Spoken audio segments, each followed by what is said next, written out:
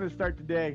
We finished off last week talking about orientations, what it looks like to have a great first day for your new hire, the things that have happened in our first days that really kind of gave us a bad taste, and how we can make sure that we're incorporating them into a new hire's journey, really celebrating them entering our team and our workforce, and welcoming our winners is the phrase I always used to use.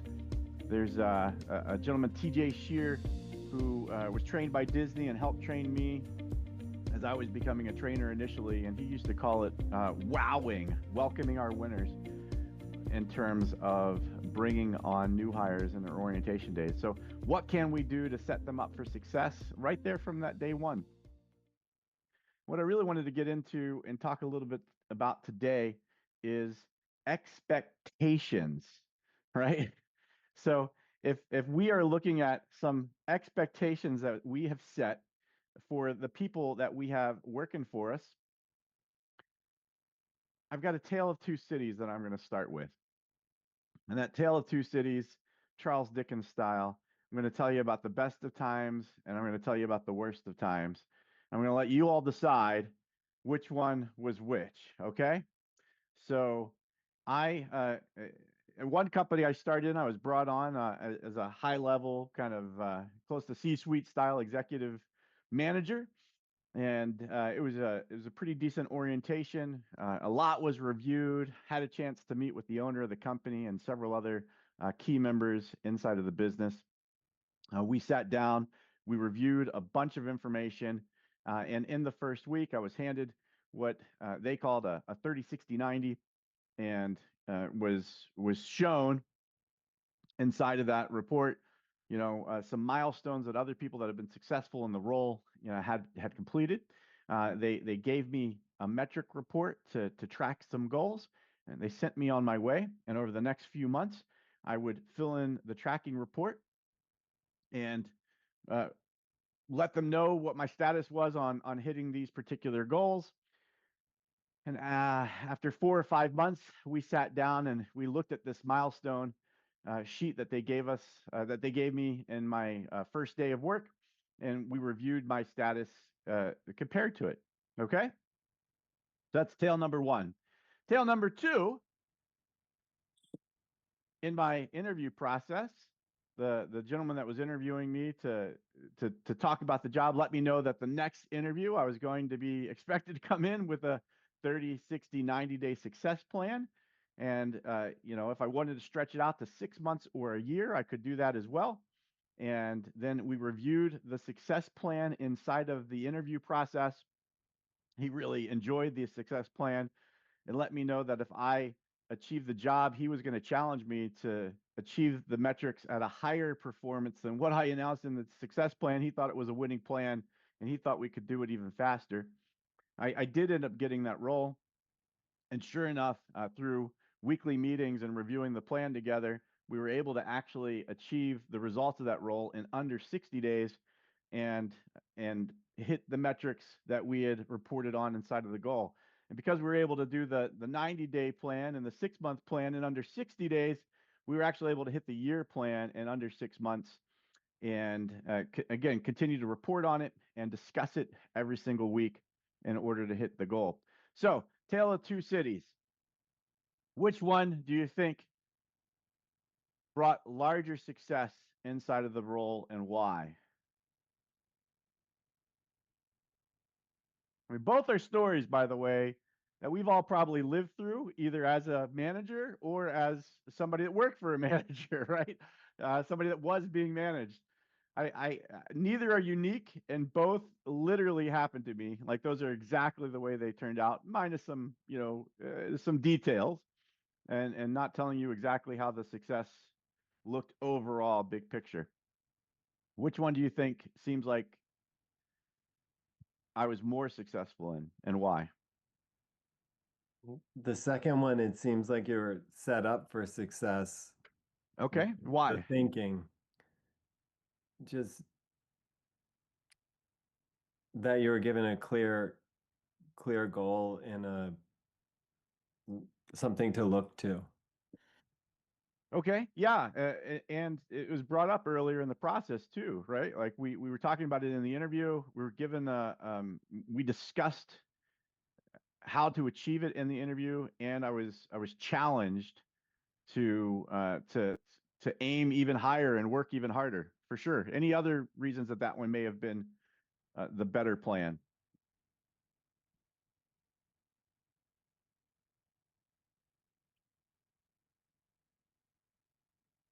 I like that it wasn't limited.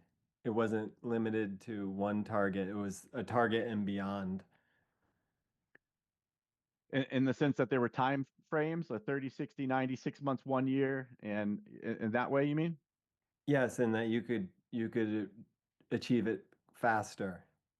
Yes, yeah, for sure, right? And I think, and that takes us back to several weeks ago when we were looking at our someday goals here. And I may have used, I don't know if you were even on that call, Cody. I may have used you as an example on that call because when you and I first started coaching together, you had set a 5 year goal, and a year later you were doing one of your 5 year goals. I think sometimes putting it out there, well, I don't think sometimes, I know sometimes, I know often, putting it out there, realizing the steps that we need to take to achieve it. Once you see those steps and start acting on them, you realize some of those stepping stones are closer than you think when you first write them down. Great. Okay, so let's jump to the other example then. One of the other pieces that I like to point out from the one that Cody was looking at was we also met weekly about it, right? Um, we set the goal, we talked about the goal, and we met weekly to discuss it. So we're gonna do that foil. If we look at that first example, based on some of the things we just said were great about this one, anything that you could tell that was missing from the first example, or even things that you think were still good from the first example is fine. You know, there were some good things that happened there. I was still laid out a plan, right? What else was good there?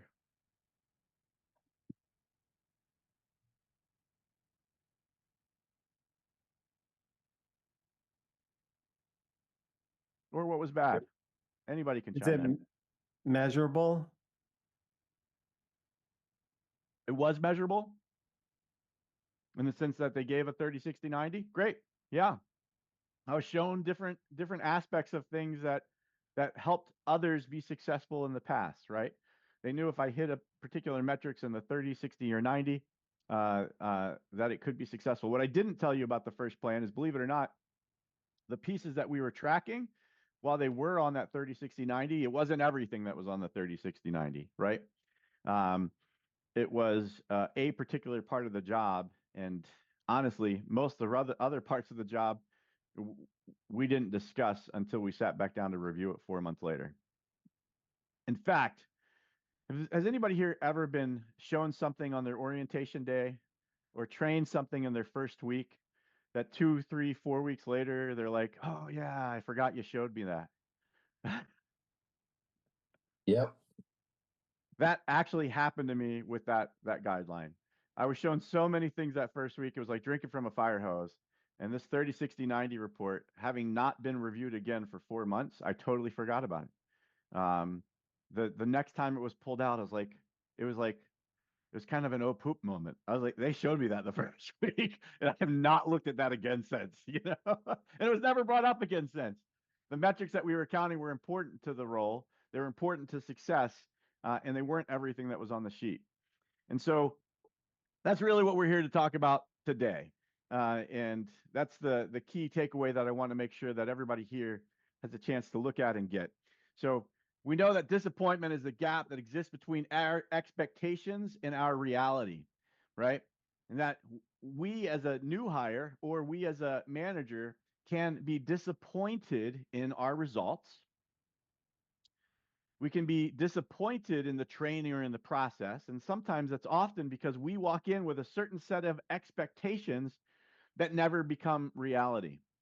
And sometimes it's because our expectations are too high, and that's why they're not real, right? Like we're setting expectations way beyond what reality can achieve. And other times it's because we don't have the systems or the processes set up to provide success in expectations, you know, for a new hire for ourselves in whatever way it might be. And so that's what I want to get at to you today in the next couple of minutes. And so we're going to just ask a couple of questions. We know this is how it works. These are some of the things that I want to get you thinking about as we go. So, at what point in a new hires process do you think we should be setting the expectation? I think the first point where you set expectations is in the interview. Yes, right? Job description and interview. We tell them right in the job description, these are the things you need to do to be successful. And then in the interview, we review it with them, right? Like these are the things we needed to do to be successful. We just spent a whole week talking about what competency questions are we asking in the interview to make sure that they're going to be set up to be successful. Great. Okay, so we started in the interview and in the job description. And so then we're going to break it down in orientation, right? Inside of, and I don't have this camera on, but we're going to turn it on real quick because I think this is fun to see. So inside orientation, when we were doing retail lead generation at one point, we used to run this little thing. We'd say, well, how many people do you think walk into this retail store in a day? And we knew, generically that 400 people would walk into the retail store, right? And so with that process, if we knew that 400 people were walking into the retail store, we'd say, how many people of those 400 do you think you're going to be able to legitimately talk to in 8 hours when the store is open for 12? And we'd help them do that math. And usually we could get them to the point where they'd agree that they would be talking to about 100 people in their given day. And how many people of those 100 people do you think are going to take the time to actually hear your conversation? And they realize that maybe half of them would blow them off and about 50 of them would actually have a real conversation. And out of the 50 people, how many do you think will actually qualify for the program that we're selling? That's probably another 50% off, so about 25. So 25 qualify out of the 100 that you've talked to and are interested in having a conversation with you. How many of those people do you think you could schedule an appointment with? And here the numbers would go crazy, right? Like some people think they would hit all 25. Some people were much more realistic and maybe a little bit scared and say 2, and we'd end up settling into a place where we would have a conversation with them about what the expectation was with number of conversations in a day, number of people that they talked to in a day, and number of appointments set that they would need to have set in order to be successful in their role, right? Right in orientation, we'd explain that to them. And then what do you think we did afterwards to help make sure that they stayed successful there?